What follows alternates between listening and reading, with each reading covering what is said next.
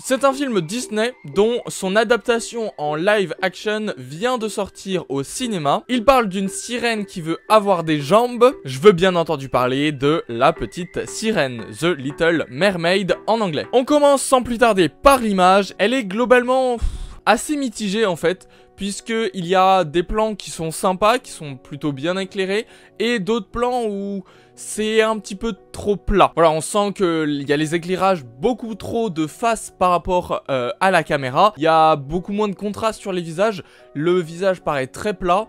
Et c'est un peu dommage, je trouve. Aussi, il y a des ombres très dures et très marquées, donc sur les visages. Et en général, au cinéma, on essaye d'éviter ces ombres. On essaye de trouver quelque chose de plus doux.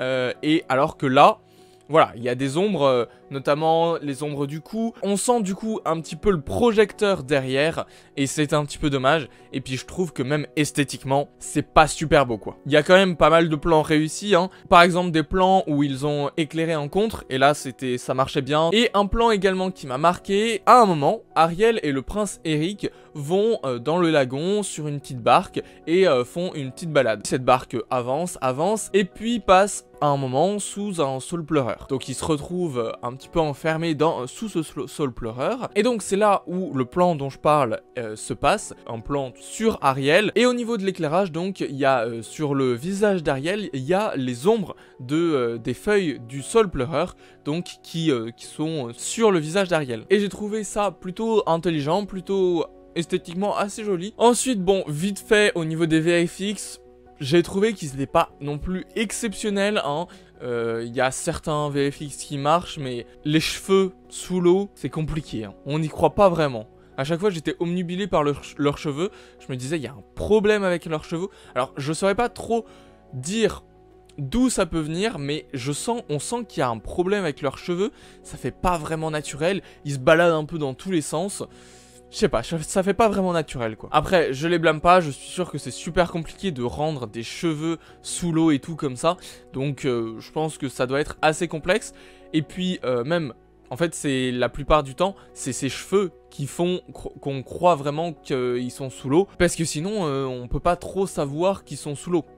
À part bon, le décor et le fait qu'ils volent, mais à part ça. Donc maintenant on passe à la musique et aux différentes chansons qu'il y avait dans ce film, puisque Dieu sait qu'il y en a des chansons. Par rapport au dessin animé, je crois qu'ils en ont rajouté et ils en ont enlevé, parce que typiquement la chanson du prince ou la chanson de la rumeur là, je crois qu'elles ont été rajoutées. Et la chanson justement où il y a le poissonnier qui coupe du poisson, je crois que elle a été enlevée justement. Et d'ailleurs en parlant de la chanson du prince, j'ai vraiment bien aimé et je crois que c'est même ma préférée chanson du prince. Donc en gros c'est il cherche l'inconnu qui l'a sauvé, il est un peu pensif et il réfléchit et il fait ça en chanson. Et j'ai bien aimé cette chanson, j'ai trouvé qu'elle changeait un petit peu des autres chansons, parce que justement on y vient. Les 3 notes qui ont été répétées en boucle pendant tout le film, à un moment, au début elles sont sympas, mais à un moment c'est long quoi. À chaque fois qu'il faut chantonner un truc, elle chantonne exactement le même air, et donc je trouve que c'est un petit peu redondant. Et bon, là on va rentrer un peu plus dans le scénario, mais justement j'ai bien aimé tout ce côté mystique qu'il y avait autour de la voix. Donc à chaque fois que la méchante sorcière là lui vole sa voix, à chaque fois que la voix sort, et on entend ces 3 mêmes notes, et donc ça symbolise vraiment que elle a perdu sa voix.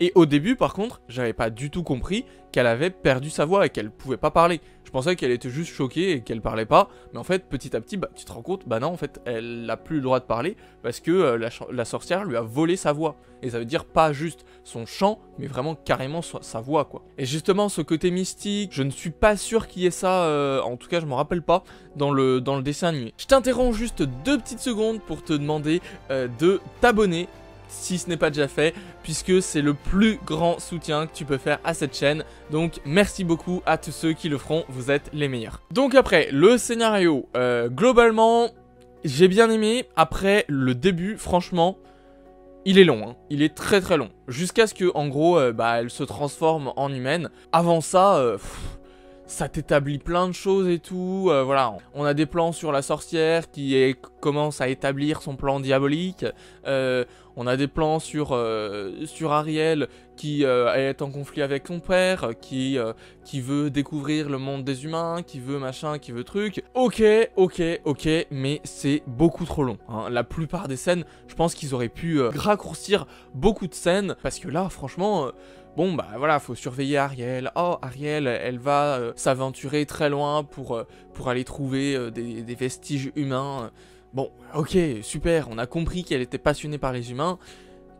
Tu fais ça en 1-2 scènes, et après c'est bon, t'as compris. L'intrigue, pour moi, elle commence vraiment à partir du moment où elle sort de la mer et qu'elle commence à rencontrer les humains et tout, quoi. Et développer justement plus l'intrigue en dehors de la mer et tout...